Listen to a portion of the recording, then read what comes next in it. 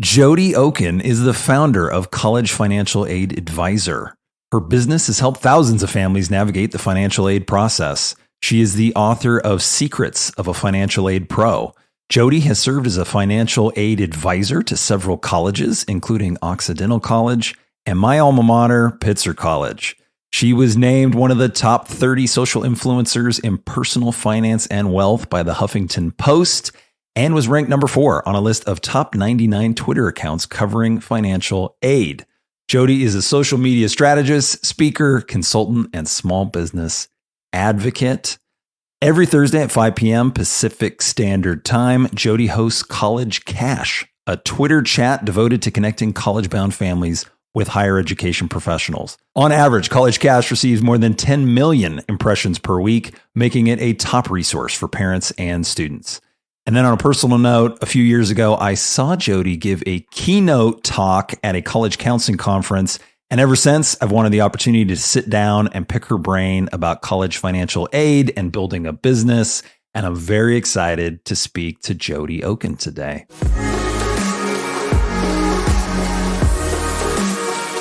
Jodi, how are you? I am so great. Thank you for asking. That was such a nice intro. Thank you. I'm really happy to be here and excited to meet everyone who listens today. There are a lot of things I want to talk about today, certainly about financial aid in college and how we can relieve some of the burden that the cost of college puts on families. And then I also want to get into the business you've built and just talk about the entrepreneurial side of that and how you grew that and what that story was. But let's start with the financial aid piece. So what are some steps every family should take to maximize the amount of financial aid they receive when their kids apply to college? Great question. I would start with, the first thing is you have to apply for financial aid. I want to encourage families who are listening that the number one item is to complete your financial aid applications on time, early. And please, please, please, I am begging you, we're all begging you, do not hesitate to overthink whether you should or you shouldn't fill them out. If you ever want to speak to a college financial aid staff member, the first thing they're going to say to you is, did you fill out the FAFSA, free application for federal student aid? Did you fill out the CSS profile owned by the College Board, a 23-page document for some private schools? And if you say, well, I didn't know, maybe I make too much, then they aren't able to help you. So we want them to help you. So no matter what someone's income is, they should fill out those forms. No matter what. And I just hung up from a call with a woman just now. I was just downstairs, like in my car. And she said, what do I do? And I said, we all stand here knowing, and we've all been through COVID. And the first thing that I spoke to families about was whether or not, did you fill out the FAFSA? Did you fill out the CSS profile? And the college staff member is going to say, did you complete the applications? And if you say, well, I didn't fill them out because I thought I made too much money during COVID, that was the place where colleges couldn't help. So you need to put that safety net down so that if something happens, and now you never know these days. So if something happens, the college can help you if those forms are on file. Okay, so I have a soon-to-be 14-year-old daughter. She'll be going into 9th grade next year. What are some steps someone like me can take at this early point in the process so that I'm best positioned to maximize financial aid when 4 years later she is accepted to a college? Great question.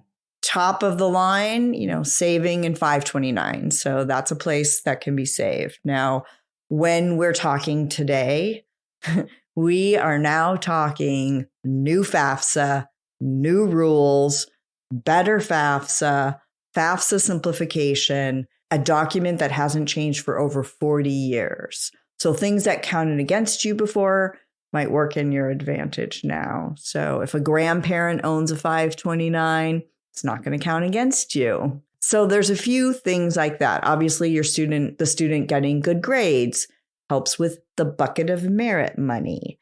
Completing your documents on time making sure that the answers are correct and you're putting the right information in the right places, completing them early, and making sure that you've had those financial conversations, literacy conversations with your students. So not only do you have fit, location, size, financials are part of the picture. And so you'll have expensive schools. You'll have schools that are known for giving merit, schools that are known for giving financial aid, and colleges that maybe don't cost a lot. So those are the things you could be working on now.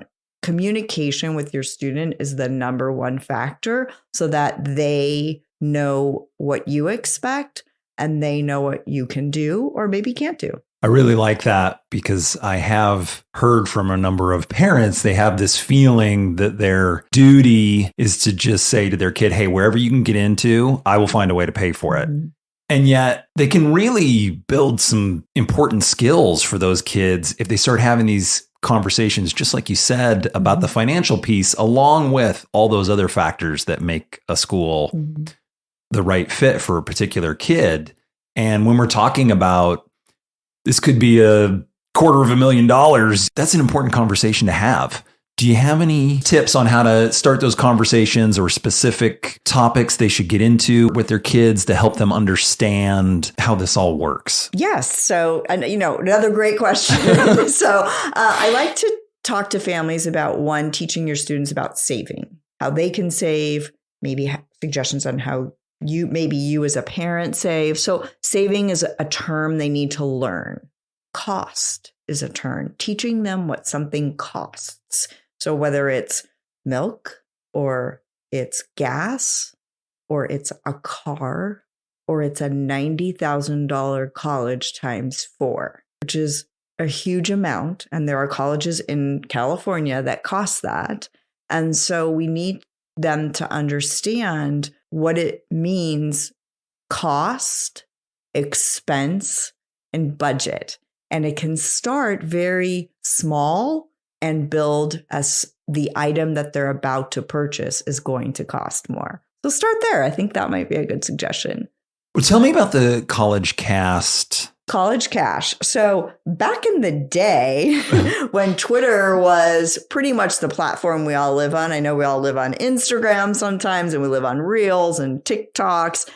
College Cash was the same kind of an IG Live. I would have a guest and the guest would come on Twitter and we would do this by tweeting. And I would create a script and I would send out 10 questions to my guest. And my guest would come up with 3 answers, which would be tweets. And then every Thursday at 5 p.m., we would get on Twitter at the same time and we would announce it, advertise it, and then we would all work together. We did this for several years and it was fun because at the time that I do it, and I still do it now, we would call it TGIT. Remember when that was popular? Thank God it's Thursday. Right. And we would cross-pollinate. So the Twitter chats that were before me would visit me. We would do this on Twitter. We weren't doing this live. And then I would visit the Twitter chats after me. And so we all became friends and we would boost up our reach. And so that's where I started on social media. And it was fun. Are you doing Instagram Live events now? So I'm going to start. So this will be my first. Everyone gets to hear it now. We are going to bring College Cash to Instagram, and we are going to be kicking off with FAFSA simplification. And so each week I'm going to go live and we are going to talk about the new changes and what's going to happen, how it's going to affect families. I'm going to have guests and we're going to have scenarios of what it's going to mean for the families because this is the biggest change. And I want everyone to have the truth and the facts about what it's going to mean for them. For families who want to educate themselves on this process, that's going to be a great venue to tap into, and it will be called College Cash. Same thing. Okay. Yeah. And it'll be located on my College Financial Aid Advisor's IG account, open for everyone. I'll save it. I'll go ahead and save it on my YouTube channel, Jodi Okun. And then that way we can all refer to the resources. There's new Congress legislation, new regulations, and we want to have all of that language in a place where everyone can reference. If a family wants to work with your firm, when should they contact you? And then what's that process look like? Great question. So I've been helping families for over 15 years. I have been working at a college for over 15 years. I also taught financial aid at UC San Diego. So I started helping families understand how to navigate the process. Most families contact me the spring of their students' junior year in high school, and I begin the summer of their soon-to-be senior year. So we could talk about finances, college lists, get them all ready for applications to go live on October 1st, the CSS profile, and usually the FAFSA go live on October 1st. And then we submit together. I do not submit on your behalf. So we go line by line by line with every application and make sure that everything is in on time before early action, early decision, and regular decision. And then we work through verification and we work through appeals, which also has changed for the new FAFSA, and loans are part of the picture. So they work with me and only me so that I can help them get the most amount of aid that they possibly can. Great. How is financial aid impacted by applying regular, early action, or early decision? Great question. You got the best questions today, man. So it's interesting. I know that I do not do admissions. I am just narrow financial aid. I know there's a lot of conversation out there of whether or not you should apply for financial aid for early decision. Will it hurt you? Do you need to be a full pay? There's all that conversation out there. But I must say that this past year, probably had 10 students. Families were need families, low, middle income, and at big private schools on the East Coast, pretty big, not top 10 Ivies, but right below. They got aid. They were not full pay. They applied CSS, FAFSA, and there was a pretty good amount of financial aid there. So apply. So my daughter, right, she wants to go to, I don't know, let's pick a school out of a hat. You pick a school, random school. Let's pick 3 schools. Good idea. Okay, she wants to apply to Michigan, Berkeley, Tufts. Great. We got one from each different bucket there. Should she be looking at applying early action or decision instead of regular, just from a financial aid point of view? From a financial aid point of view, you should always try to do what you love and what you want, and maybe what the admissions person, if you're working with a high school counselor or an independent on the admission side, is recommending for you. I'm a huge fan. Early decision, don't be afraid. If that's the school you can't live without, go for it. But talk to your admissions person. I mean, for financial aid, if you are need eligible, you will see money. Right. Okay. Early action, love it. That's when you get to know and you don't have to commit. So right. Here in December, it's a beautiful thing. Regular is regular. And if your student is not able or doesn't want to, or not in the framework of early decision or early action, and regular needs to be their home, then you need to know that if they get in, they'll hear about their award in the spring. And I always say to my families, you're trying to collect yeses. Mm-hmm. You're trying to collect yeses, and you're trying to collect financial aid award letters. So do everything you can to put yourself so that student has choices, whether it's Berkeley, Michigan, or Tufts. Should families be aware of how financial aid is calculated differently at 3 universities? Because the sticker price at Tufts is always going to be higher than it is at Berkeley, at least for a California resident. But sometimes the financial aid awards can reverse that. Is that correct? Or at least that's something that I am asked about a lot, or I hear that story from different families. Is that something that you see often, or is it more an exception to the rule? So let's just take each school as an example, and we'll just call this section historically. So historically, we'll pick on UC Berkeley. Love, love, love. If you live in California, you're going to pay a sticker price of $30,000 and change. And that is because you're a resident. Okay. If you live in California and you want to apply to University of Michigan, who plays like a private in financial aid, but is kind of a public, but plays like a private. They use the FAFSA, free application for federal student aid, and the CSS profile located on the College Board website. They will only award students who live out of their state, California students, no money, because Michigan wants California students to pay full price to live in Michigan. And historically, they're not very generous with giving money to an extent. And then Tufts, I am never, not ever afraid of a private school. If a private school costs more money than a family, maybe it's your family, will maybe get more money. And the goal should be that you get Tufts to equal UC Berkeley. You want to get a private school to try to be equal to your in-state public school. So that, if you keep that in mind, that's where you're going to go. Again, everything I'm saying today has a huge comma because we all know what expected family contribution is, or if you don't and you're just tuning in, it's gone and it's not happening anymore. And we have something new called Student Aid Index.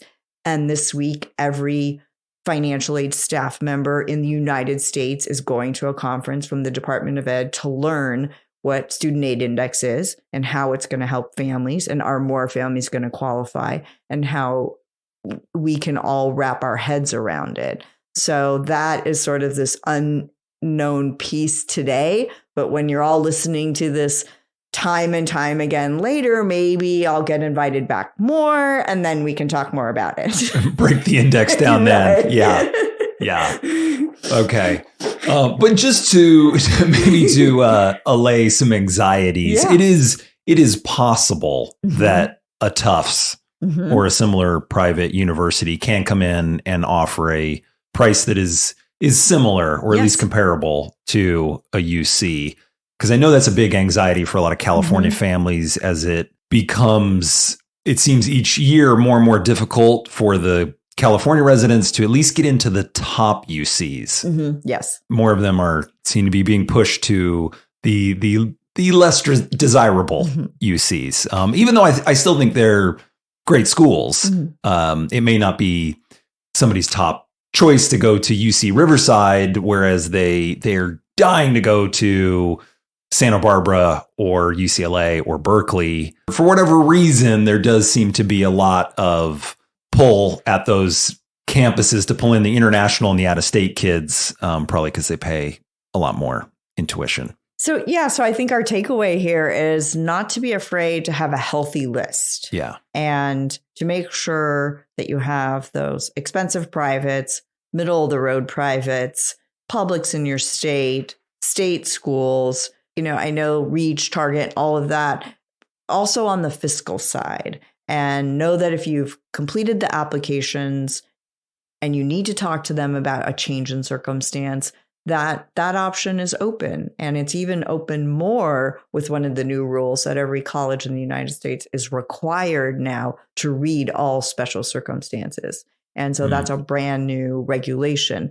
That means if someone's financial circumstances change even midway through, let's say the second year of their 4 years at a university, they have to at least read and consider this special circumstance that occurred for the family. That's correct. And there's two new ways of describing an appeal. One is a special circumstance, which is based on income in the regular way that we know about. And then now it's called unusual circumstance. So there's two different kinds of appeals. And unusual is maybe natural disaster or something a little bit more catastrophic. So make sure that you're taking care of that, because Congress has passed a lot more rules about the breakdown of how that has to happen. It's different than it was last year. Do you help families walk them through that process as well? I do. I feel very passionate. Obviously, at the college I worked at, I granted appeals, I read appeals, I denied appeals. So I'm very comfortable with talking to families about, do you have an appeal? Here's how you do the appeal process, whether it's writing and or calling and emailing, and how they can complete that with discussing with the financial aid office of the possible school that their student is going to attend. Somebody asked me, I told them that you were coming on this podcast. And this family has owned their own business. They have different real estate holdings, have a pretty healthy but complicated financial picture, a lot of assets. And they said, is there anything that they should look at or think about, say, a year before they're going to be applying, just in terms of how they would position all of that, besides maxing out the 529 college account? Is there just anything else they should do, to pieces on the board they can move around to just put themselves in the best position? Okay. So we'll just take their tax return. I don't know them, so we'll just talk a little bit about it. So, hi, family out there. If you're listening today, if you own other homes and they're coming through on your Schedule E on your tax return, they kind of count against you. If you own a small business and your small business has other real estate and you're filing a Schedule 1120S, or it's in the middle of a corporation or an S Corp or a partnership, it's going to be looked at in a different way. Sometimes if you're an owner, you have control over it. Sometimes you're a partner, you don't. Anytime you own sort of other homes, it does count against you. As far as structuring your small business, it's a good idea. And I am spending a lot of time talking about FAFSA changes because it's changed. Right. So as of today, your small business now does count on the free application of federal student aid. So you will have to report the value minus what you owe, which will be the asset that the college will now evaluate whether that asset is something they think that you can pay for college. As any company might do, you take in an income, you have expenses, and at the bottom line is sort of what you have. So make sure that you're taking that in a way that helps you get more financial aid. Okay. But from a college point of view, they might say, well, hey, you could sell one of these rental properties you own to help finance this? Yeah. So definitely when you have rental properties sitting on your Schedule E, if you own 4 duplexes or 2 condos, then they're 100% thinking that you need to do that, whether it's reasonable or not. And we know that you may not be able to do that to pay for college. Which makes sense because there are other people who don't have that. Right. And they're trying to make sure everybody's paying their fair share and not gaming the system. It's one of those things people do ask about it because, right or wrong, the way tax law is written, accountants have jobs because they're really good at shifting things around to minimize a tax burden. And so a lot of folks think along those lines. So I think that that's a great point because CPAs, which I'm not, look at it one way and the tax returns are one way. And why families start working with me in the spring or the summer is because it's before they maybe did their taxes. And colleges look at it another way. That's what they get to do. And so if you can do things, to plan, like you're saying, then it's a great time to, if you want to reach out to me or whoever, and find out what are they going to look at, what's going to count against me and what's not. And so people who consult like I do, we will take a look at that and kind of give you a broad idea if we can. Yeah, what I'm getting from this is that it's a lot like college admissions questions or what score do I need on the ACT to get into X school?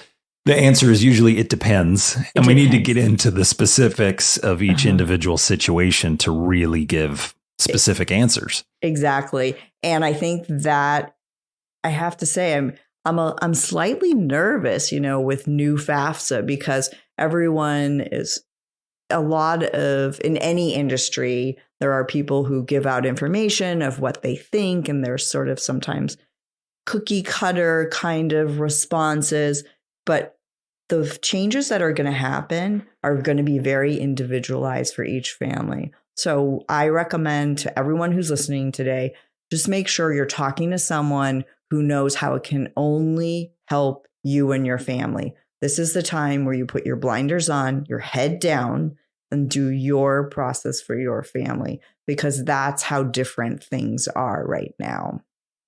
Well, one question that came up, Darren Finks, I don't know if you two in the past ever crossed paths, but he used to be the dean of admissions at Harvey Mudd, and we had a conversation. We were covering everything under the college admissions umbrella, and we had taken a bunch of questions by email ahead of time because I knew he was coming on. And someone had asked, they said, and granted, I want to put a disclaimer here. This was not a college financial aid advisor. It was just their financial advisor. Okay. Had told this family, hey, what you should do is take any available cash you have and a year ahead of time, make a loan to your business, and it will be hidden and not count against you in the financial aid process. And Darren's take on that was, he said, well, not in any school I've ever worked at. He said, if you have to fill out the CSS, then that will become apparent when they read through all of your documentation. And that is an effort to game the system that may not be looked upon favorably. And his advice was, hey, you shouldn't just be taking advice from any financial advisor, especially if they don't do college advice on a regular basis. Which is exactly what we're saying. We're saying that the IRS, the CPAs and accountants have a set of criteria that they have to do. And financial aid staff members have a different set of criteria that they look at. And so they are looking at value of the home, value of the business, assets in the business. So if there are things, and I'm sure this is what he was saying, if there are things in a place that increase your assets, then that might not be the right thing to do for that family at that time. My suggestion is we're always leading with this question. The question says, it's on the FAFSA and the CSS profile. As of today, what do you have in your cash, checking, and savings? And it also says that about assets. As of today, what do you have in your cash, checking, and savings? And now business, small business especially. What do you have in your cash, checking, and savings? And so the family's goal is to, knowing that you might be submitting on October 17th or you might be submitting on October 20th, is to spend some time how you're going to have the lowest number that you can on that day. That makes sense. It sounds like a lot of your clients are on the East Coast and different pockets around the country. And I was really curious on the story of building that business. So it started locally in Long Beach, but then what happened from there? Great question. I love to tell my beginning story. I actually started in Seal Beach, second act, deciding what to do. So I'm sort of that person who loves to balance the checkbook, the numbers girl, the treasurer, the auditor. So what I did was I called up the director of Occidental College, Maureen, and I said, hey, Maureen, I'm going to be in the neighborhood. Not in the neighborhood, live in Seal Beach. That school's in Pasadena. And I'm just wondering, I'm taking your class, your UCLA class on financial aid. And I thought maybe we could meet for coffee. And I went up and had coffee with her and said, I'd really love to work for you. And I'm thinking that we really need to bridge the gap. There's a lot of parents and families out there that don't understand about financial aid. And I'm thinking of starting a company where I can help families privately. And I'm wondering if you would hire me. And she said, yes. And so I drove up to Occidental for 14 years. And in the meantime, I also helped families privately consulting. And then I also spent 2 years at Pitzer working as their financial aid staff member director while someone went on a leave of absence. And the whole time I started in Seal Beach, families would tell their aunt, their brother, their sister, and then their sister moved to New York. And then that person told someone in New York. And then she had an aunt who lived in New Jersey. And then next thing you know, I went on social media and just started really working the social media aspect of my company.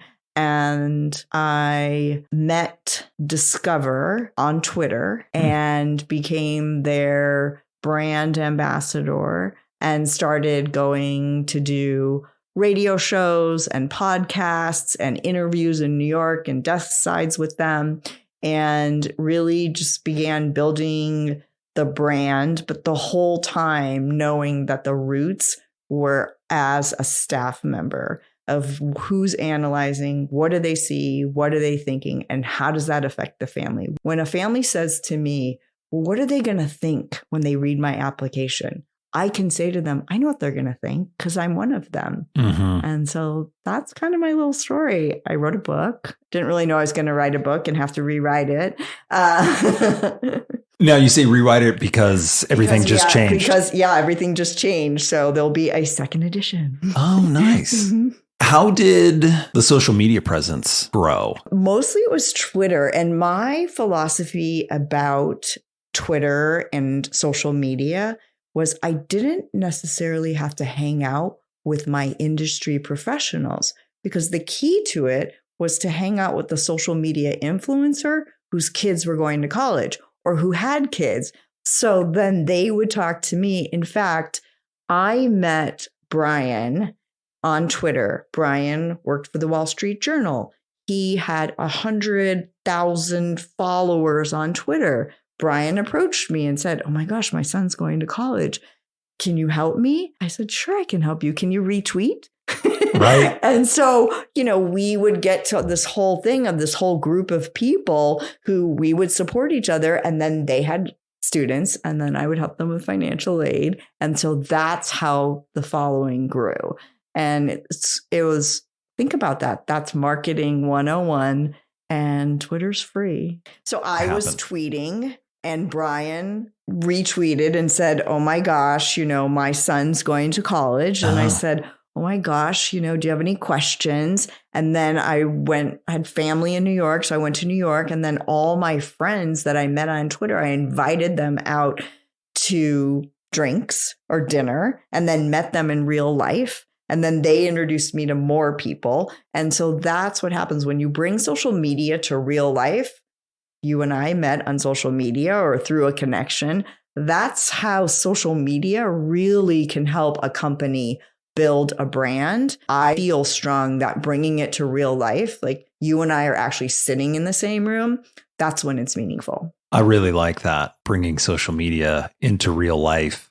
So if somebody is starting a brand new company, or they have an existing company and they want to increase their online presence, what advice would you have for them? Yeah, at this moment in time, I think that it definitely is the same. You for sure need to comment.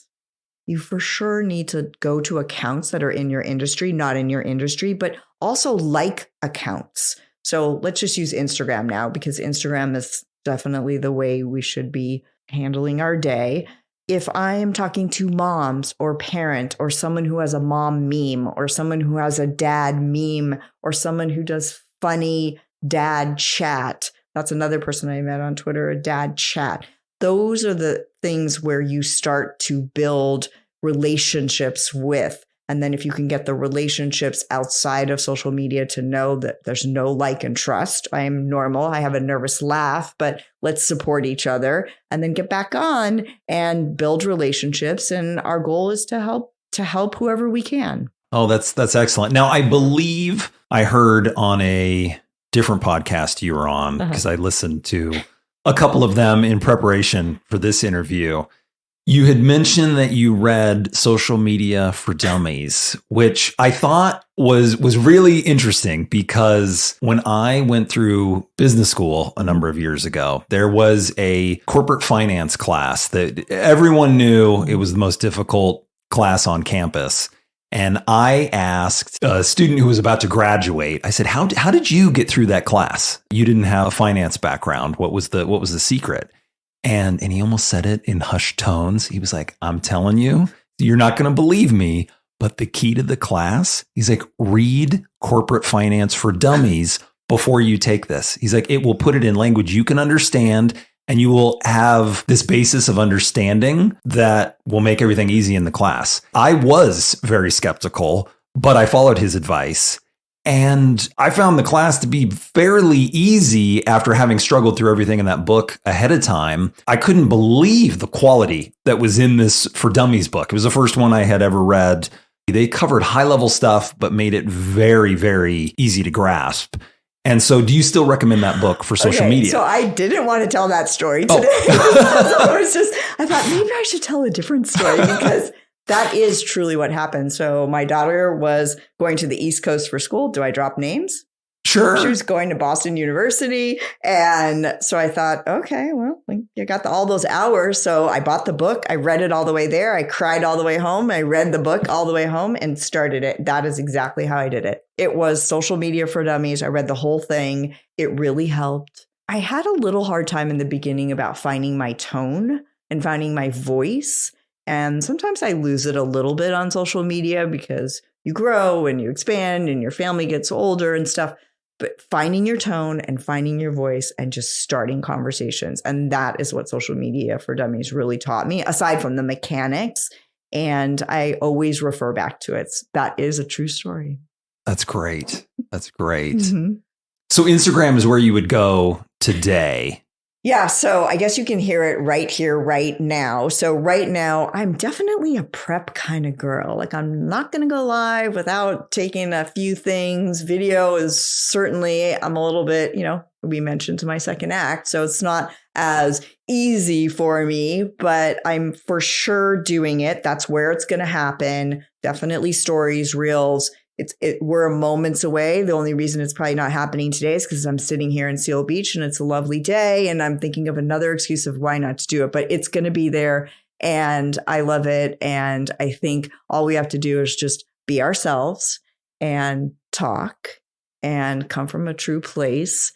And, our goal is just to help families and whatever we can do to get that going and pass on good resources. You're an amazing resource. And make sure that our families have good resources that they can tap into. How long are those pieces going to be on Instagram? I mean, are you thinking like short form? So I'll do short form reels for a while, definitely stories. And then I'm going to pick just a time, probably like I'll go with the kickoff of College Cash, Thursdays at 5 and find the sweet spot for my audience. And then if I have a guest, I'll go ahead and keep the guest on for a little less than an hour. I think an hour is tough, but 45 minutes. I'm going to have some of the really well-known financial gurus out there talking about the stats. I'm more of the person who's telling the stories and the essentials. And I want to give everyone stats and regulation talk, but in that form.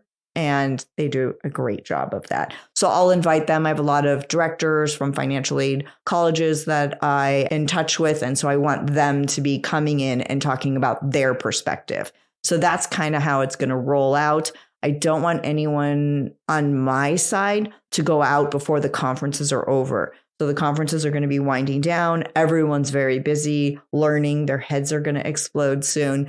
And so we want to make sure we have the right information that we can tell families. Now, you wrote for a while for Huffington Post on financial aid. How did that come about? What was that journey like? It's so interesting. Twitter is 100%. And I don't know who's listening to this and maybe whether you learned it or know it, but back in the day, that was where there was a lot of social going on. And I met Huffington Post on Twitter. I met Huffington Post. I met about.com. I met Entrepreneur, Wall Street Journal. A lot of the reporters, if you Google my name and a reporter, most people I've met on Twitter, and it's just know, like, and trust. And so Huffington Post found me. They approached and asked if I would write for them.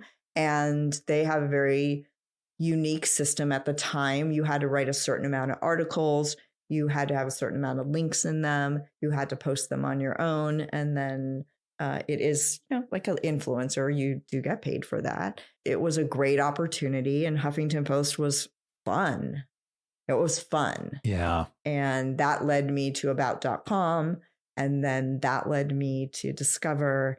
And that was probably where my media training kicked off. Discover found, do you want to hear the story? Yeah. Okay, this is an interesting story. So Discover is an umbrella. They have 3 departments: the student loan, mortgages, credit card. So Discover has a PR. They found me on Twitter and said, hey, we'd love to talk to you.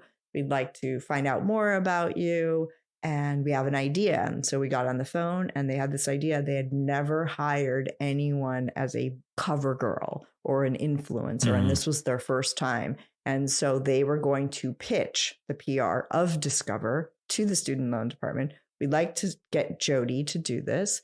And we're thinking she'll be a trailblazer. And I was, and it was great. And it was fun. They taught me a lot. And I flew to New York a lot and we did a lot of stuff there. And then after a while, they just didn't need it. And they really haven't had anyone since. So it was a really great experience. And that really helped my social media because there was a lot of press there. Right. Now is Twitter, Not I don't feeling want it. to say, I'm not feeling it. Yeah. Yeah. It's not what it once was. It's just not what it once was. It was fun. I mean, I don't know about you, but I think Instagram's fun. Right. I think Reels are fun. I think TikTok's fun.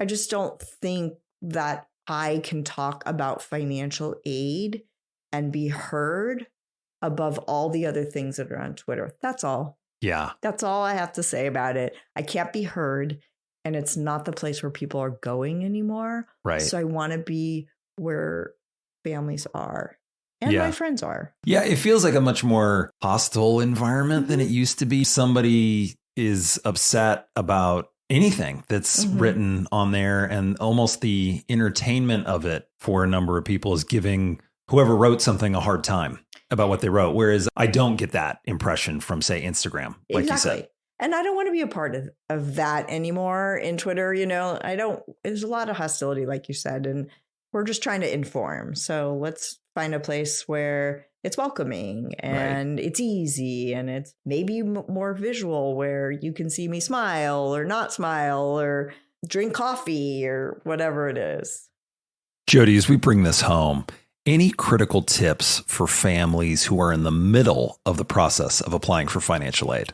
I always lead with this with the families that I work with, or pretty much anyone. I want everyone from today on to help financial aid staff members get the information they need from you in a timely fashion, and to be as sweet as any kind of candy that you have to them from this point on that you're hearing the podcast, because they have a really tough road ahead of them. And there's going to be a lot of change. And they are probably been doing their job maybe 25 years. And the FAFSA hasn't changed for 40 years. So when you're talking to a staff member or when you're reaching out to a college, how's your day? I have a question. And just lead with a lot of patience, because this is going to be a hard year for everyone. And when you listen to this 10 years from now, you might remember this. But we really want you to sort of dial into that. And we're all looking out for the best interest of your student. And we are Team You. So know that anything we do, it's on behalf of what we can do to make the next step in your child's life the best. I mean, I think that's always good advice, probably especially so through the next year or two as everyone gets used to this new system. That does beg the question, should families be reaching out to, if I'm applying to 10 schools or my son or daughter is, should they be talking to somebody in the financial aid offices of those 10 schools to get more information? Is that necessary? Is that a good idea? I don't think you need to be talking to the schools now. I recommend to families who are listening, attend as many financial aid nights that you can. Attend as many open sessions of anything that you can gather information, gather it with a grain of salt, and then see how it applies to your unique situation. Only reach out to the colleges where you really think that your student is going to attend. So if there's 30 schools on the list or 10 schools on the list, top 3, top 5, just because I think that's kindness also. They're really not going to go there. Let's talk to the people where they're really going to go to. So I would recommend that. Okay, well, I know you have a super busy day today and you've got this whole Instagram real new project to launch. Yes. It sounds like starting today.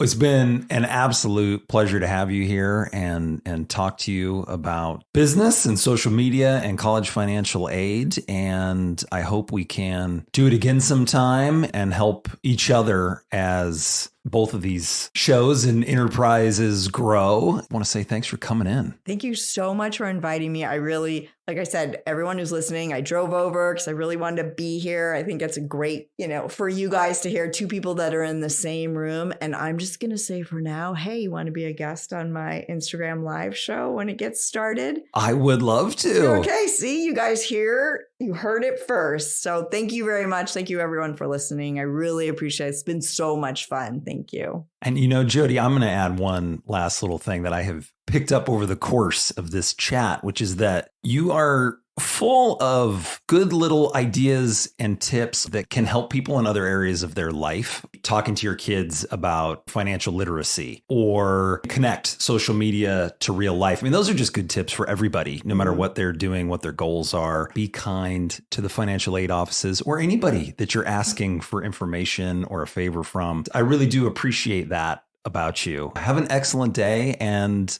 we will talk soon. All right. Thank you. Thank you for listening to the Nick Standlea Podcast. If you enjoyed this episode, please subscribe, like, and comment. The best way to support this podcast is to visit our sponsors in the description.